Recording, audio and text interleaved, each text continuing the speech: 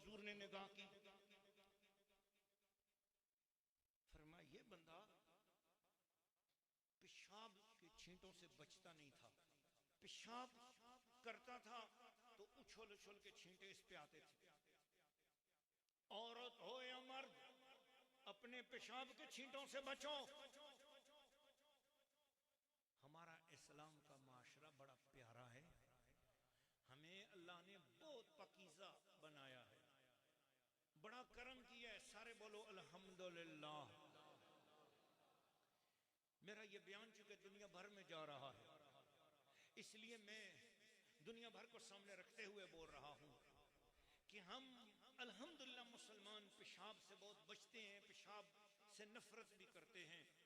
मगर मैं करीब के किसी मुल्क का नाम नहीं लेना चाहता ताकि कोई सियासी तौर पर इस बयान को किसी और तरफ ना मोड़ ले। एक मुल्क है जहां पर मुर्गी के अंडे बिकते हैं ना, तो हम उनको बोलते हैं, वहां उस मुल्क में मुसलमान जाते हैं तो हम उनको बोलते हैं कि वहां जाओ तो अंडे भी उबले हुए खरीदने से जरा बचना, हलाल खाना ढूंढो, मगर ये समझना अगर उबला हुआ अंडा मिले तो उसके ऊपर पहले पूछना कि इसको आपने कौन से पानी में उबाला है। अगर वो बोले कि हाँ हमने साफ पानी में उबाला है तो आपका दिल माने तो लेना, वरना कोशिश करो कच्चा अंडा लो, उसे खुद उबाल कर इस्तेमाल करो।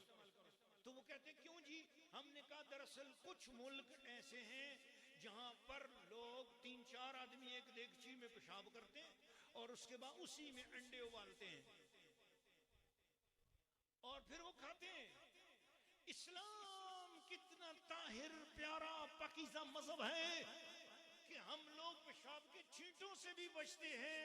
ये हुजूर का सदका है, ये अल्लाह का करम है। बुलंद आवाज से बोलो सुभान अल्लाह।